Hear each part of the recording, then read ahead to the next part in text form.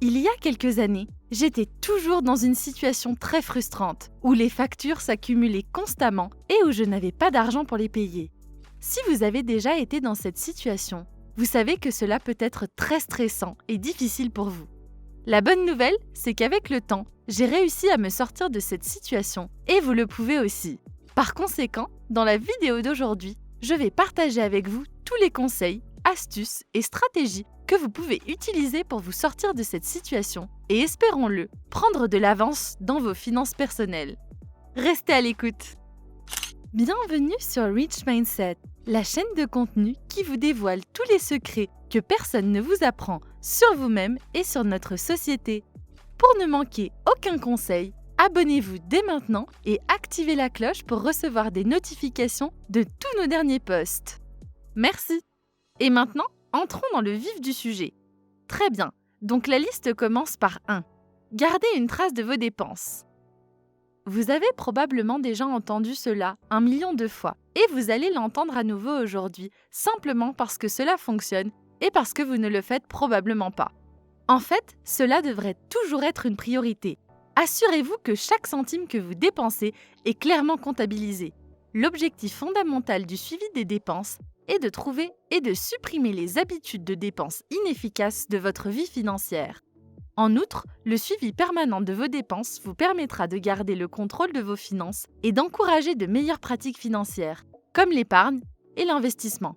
En fait, selon les mots de Peter Drucker, si vous ne pouvez pas le mesurer, vous ne pouvez pas le gérer. Voici donc ce que vous devez faire pour maîtriser vos habitudes de dépenses. Tout d'abord, analysez vos catégories de dépenses pour déterminer celles qui sont les plus cruciales. Vous découvrirez peut-être même que vous avez payé un abonnement que vous n'utilisez pas. C'est le cas pour moi, peut-être pour vous aussi. La plupart des gens considèrent que réduire ces dépenses non essentielles est une approche judicieuse pour économiser de l'argent. Vous pouvez également opter pour des activités moins coûteuses, maintenant que vous savez où va votre argent. Et en plus d'économiser de l'argent, vous vous instruisez sur certains sujets que vous lisez. Il n'y a donc pas grand-chose à perdre en faisant cela. Numéro 2. Faites un budget. Jusqu'à récemment, je n'ai jamais compris pourquoi la plupart des gens n'avaient pas de budget. Vous voyez, la plupart des gens s'inquiètent de toute la paperasse à faire pour établir un budget. Eh bien, en vérité, c'est beaucoup de travail, mais cela en vaut certainement la peine. Vous voyez, vous devriez envisager l'établissement d'un budget sous un angle différent. Regardez les aspects positifs et voir dans quelle mesure cela va vous être bénéfique. Et une fois que vous avez trouvé un rythme, assurez-vous de vous y tenir. J'ai découvert que c'est la seule méthode qui fonctionne, alors assurez-vous de ne pas perdre l'élan. Si vous créez un budget et que vous les rangez ensuite dans un dossier ou une chemise sur votre étagère ou dans un classeur, il n'a tout simplement aucune valeur. Faites donc en sorte de le mettre à jour et de le réviser en permanence. Vous pouvez également utiliser des applications et des logiciels numériques pour vous faciliter la tâche. Il en existe un tas de très bons, gratuits en ligne, que vous pouvez trouver en effectuant une recherche rapide. Et si cela vous intéresse, j'ai créé un guide gratuit sur l'épargne et la budgétisation, que vous pouvez obtenir en cliquant sur le lien dans la description. Numéro 3. Les limites pour les dépenses non budgétisées. Acheter quelque chose dans l'impulsion du moment pour lequel vous n'aviez pas prévu de budget peut être agréable et émotionnellement satisfaisant. Tout le monde sait cela. Cependant, cette émotion peut s'estomper rapidement et vous laisser avec des achats impulsifs dont vous n'avez ni besoin ni envie. Si c'est votre cas, la pilule amère à avaler et que cela doit cesser. En fait, c'est tout le contraire des bonnes habitudes financières. La prochaine fois que vous vous rendrez au centre commercial, essayez d'appliquer la règle du 1% pour dépenser votre argent. Cette règle stipule que vous devez attendre un jour avant d'acheter tout ce qui coûte plus de 1% de votre revenu annuel brut. Ainsi, si vous gagnez 60 000 $ par an, la règle stipule que vous devez attendre un jour avant de faire un achat de plus de 600 $.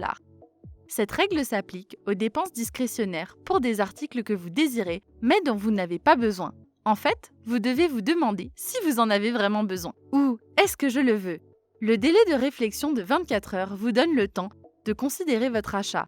Pourquoi ne pas prendre un jour de plus pour voir si vous en avez réellement besoin ? Après 24 heures, vous n'en aurez peut-être plus besoin. La prochaine fois que vous ferez des achats, rappelez-vous ce que le gars de Practical Wisdom vous a dit d'essayer. Numéro 4. Les économies pour les gros achats. Voir une belle publicité de 4000 $ pour une superbe télévision 4K à écran plat de 90 pouces. Je veux dire, imaginez les choses que vous pouvez voir sur cette télévision. Mais cela ne signifie pas que vous devez immédiatement prendre votre téléphone et votre carte de crédit et commencer à composer le numéro de l'écran. C'est une très mauvaise idée. Vous vous souvenez de la règle que le gars de Practical Wisdom a racontée sur les 24 heures? On s'en souvient. Les experts suggèrent donc que si vous voulez vraiment une grande télévision, il vaut mieux que l'argent provienne de votre compte d'épargne qui est dédié à de tels achats et non d'un prêt de carte de crédit. Sauf si vous avez un très bon plan pour rembourser l'argent, ce qui n'est pas le cas de 99% des gens. De plus, épargner pour un achat plus important et plus coûteux présente d'innombrables avantages. Vous pourrez peut-être négocier un prix plus avantageux ou, à tout le moins, de meilleures conditions de financement. Si vous épargnez et payez comptant, le prix peut également baisser. En outre, pour un achat plus important, il peut être plus judicieux d'obtenir un prêt, en particulier s'il s'agit d'un article dont la valeur s'apprécie, comme une maison, ou si cela vous évite de retirer de l'argent de votre compte d'épargne ou d'investissement, car payer en espèces pour la grande télévision coûteuse pourrait vous laisser peu d'argent à dépenser. Il est donc judicieux d'épargner pendant un certain temps avant d'acheter les produits dont vous avez besoin ou que vous désirez. Par conséquent, il est judicieux de commencer à épargner pour cette chose spécifique afin que votre vie quotidienne ne soit pas perturbée. Numéro 5. Lisez des livres sur la finance. C'est vrai quand on dit que si vous voulez cacher quelque chose, il suffit de le mettre sur papier. La triste vérité est que la plupart des gens ne prennent jamais la peine de lire. Vous voyez, certaines des choses que les gens choisissent d'ignorer, comme les informations contenues dans les livres, ont de bonnes chances de les faire réussir s'ils prennent la peine de les lire. L'apprentissage est un processus continu, et plus vous le faites, plus vos compétences s'affinent. La capacité de prendre des décisions financières judicieuses est le principal avantage de la littérature financière. Elle nous donne l'information et les capacités dont nous avons besoin pour gérer correctement nos finances, notamment en matière de budget, d'épargne, d'emprunt et d'investissement. Par conséquent, nous sommes mieux placés pour atteindre nos objectifs financiers et établir une stabilité financière. C'est un peu comme un super pouvoir, et cela vous met vraiment à l'aise, sachant que vous avez le contrôle de votre destin financier. Sixièmement, réduisez votre facture mensuelle. Réduire vos dépenses mensuelles est l'un des moyens les plus simples de prendre le contrôle de votre argent. Bien que vous ne puissiez peut-être pas réduire certains coûts permanents, comme le loyer ou le paiement d'un véhicule sans modifier considérablement votre style de vie, vous pouvez réduire les coûts variables comme les vêtements ou les loisirs en vous adaptant et en pensant avec parcimonie. Pour commencer à économiser sur des choses comme vos factures d'énergie, vous pouvez par exemple utiliser moins d'électricité, choisir une autre compagnie d'assurance vie ou habitation, ou acheter vos produits d'épicerie à des prix de gros. En outre, vous ne devriez pas accepter un prêt simplement parce que votre salaire et votre crédit vous rendent éligible. De nombreuses personnes pensent que la banque ne leur accordera pas une carte de crédit ou un prêt qu'elles ne peuvent pas se permettre. Mais la banque n'est au courant que des revenus que vous avez déclarés et des dettes qui figurent dans votre dossier de crédit. La banque n'est pas au courant des autres engagements qui vous empêcheraient d'effectuer des paiements dans les délais, compte tenu de vos revenus et de vos autres responsabilités mensuelles. Vous devez donc déterminer si un paiement mensuel vous convient. Numéro 7. Manger à la maison. Les repas préparés et consommés à la maison peuvent être très rentables. Il vous suffit de réduire votre dépendance à l'égard des plats à emporter. Vous pouvez vous permettre de vous faire plaisir dans un restaurant chic, mais commencer à cuisiner à la maison ou à emporter des paniers repas au travail plutôt que de manger au restaurant tous les jours peut vous faire économiser de l'argent. Faire un plat alimentaire hebdomadaire peut vous simplifier la tâche. Planifiez vos repas pour la semaine à venir et respectez-les. Même pour ceux qui ne se considèrent pas comme des cuisiniers, l'Internet offre un éventail apparemment illimité de conseils culinaires et de recettes. Commencez par préparer au moins un repas par semaine à la maison. Apportez vos déjeuners au travail à partir de la semaine prochaine. Vous serez surpris de voir combien d'argent vous pouvez économiser. Numéro 8. Remboursez vos dettes. Avoir beaucoup de dettes, notamment sur des cartes de crédit à taux d'intérêt élevés, est l'une des erreurs les plus coûteuses que vous puissiez commettre si vous voulez améliorer votre situation financière et vous ouvrir de nouvelles opportunités financières. Remboursez vos dettes dès que possible. Si vous êtes du genre à oublier, vous devriez dresser la liste de toutes vos dettes existantes, y compris les dettes de carte de crédit, les prêts étudiants et les prêts automobiles, et déterminer les paiements minimums que vous devez effectuer pour rester en tête de chacune d'elles. Les paiements minimums ne vous permettront pas de vous libérer rapidement de vos dettes. Alors tenez compte de vos coûts fixes et de la part de votre budget de dépenses discrétionnaires que vous pouvez réserver au remboursement de vos dettes. De plus, vous pouvez essayer de réduire le taux d'intérêt de la dette en demandant un taux plus bas à l'émetteur, en fusionnant plusieurs prêts en un ou en transférant les dettes à fort taux d'intérêt vers une carte de crédit à faible taux d'intérêt, comme une carte de transfert de solde afin de réduire le taux d'intérêt global. Ensuite, élaborez une stratégie de remboursement de la dette et mettez en place des pratiques de dépenses responsables afin de rembourser la dette le plus rapidement possible. Votre budget mensuel sera d'autant plus important que vous rembourserez votre dette rapidement. Comme je l'ai dit précédemment, le remboursement des dettes de carte de crédit doit être une priorité absolue. Contrairement au paiement de votre voiture ou de votre maison, elle augmente avec le temps et il est difficile de la réduire. Numéro 9. Arrêtez d'utiliser les cartes de crédit. Les cartes de crédit sont un outil formidable et pratique à avoir. Elles sont une bouée de sauvetage en cas de besoin et elles permettent d'améliorer le score de crédit ou credit score.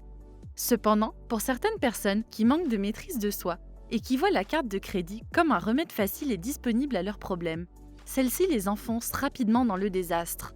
Vous dépendez peut-être trop de vos cartes de crédit si vous avez du mal à joindre les deux bouts chaque mois. Si vous continuez à utiliser vos cartes de crédit comme une béquille pour vous en sortir, vous vous retrouverez bientôt endetté. Votre capacité à payer vos dépenses, à épargner pour la retraite ou à poursuivre d'autres objectifs financiers s'en trouvera limitée. Cessez donc d'utiliser vos cartes de crédit si vous voulez vraiment prendre en charge votre argent et éviter d'accumuler davantage de dettes.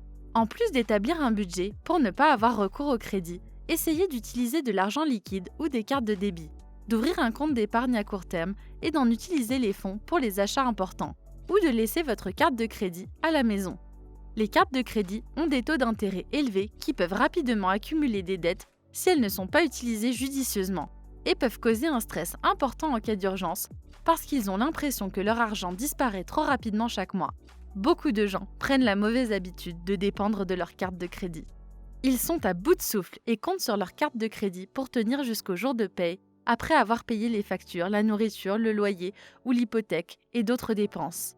Au lieu de compter uniquement sur vos cartes de crédit pour régler vos dépenses, cessez complètement de les utiliser jusqu'à ce que vous ayez acquis la sagesse et la maturité nécessaires pour manier un tel instrument. Numéro 10. Continuez à dépenser rapidement. Un jeûne de dépenses peut être exactement ce dont vos finances personnelles ont besoin. Si vous souffrez de problèmes de dette de carte de crédit, de paiement à temps et d'autres problèmes financiers, faire un jeûne de dépenses signifie simplement que vous vous abstenez de faire tout achat discrétionnaire pendant une période de temps prédéterminée. C'est un autre excellent moyen de vous aider à réduire vos dépenses et à mettre de l'ordre dans vos finances. Cela peut sembler un peu décourageant, mais cela ne doit pas nécessairement l'être. Vous connaissez peut-être les jeûnes de désintoxication ou de purification de l'organisme, bien connus et parfois controversés, comme l'abandon du sucre ou du gluten pendant 30 jours, ou même la survie uniquement grâce au jus de fruits et de légumes pendant quelques semaines. Mais saviez-vous que pour atteindre le bien-être financier, vous pouvez utiliser des procédures de jeûne ou de nettoyage comparables pour vos comportements de dépenses et d'épargne? Il s'agit souvent de périodes d'un mois pendant lesquelles les dépenses sont restreintes, et seules les catégories comme la nourriture, le transport et les dépenses récurrentes sont exemptées. Si vous êtes prêt à vivre simplement pendant un certain temps, engagez-vous à relever ce défi pour dynamiser votre compte bancaire. Modifiez vos comportements et déterminez ce dont vous avez besoin plutôt que ce que vous désirez. Votre vision de l'argent peut même changer à la suite de cet événement. J'espère que cette vidéo vous a été utile. Maintenant, vous pouvez toujours avoir une longueur d'avance sur vos finances en suivant simplement les étapes de cette vidéo. Envisagez la possibilité que vous n'ayez jamais eu de problème financier, ce qui signifie simplement plus d'argent pour vous. Si vous avez des questions, n'hésitez pas à les laisser en commentaire ci-dessous. Ceci étant dit, merci beaucoup à tous d'avoir regardé, passez une bonne journée et je vous verrai tous dans la prochaine vidéo. À bientôt!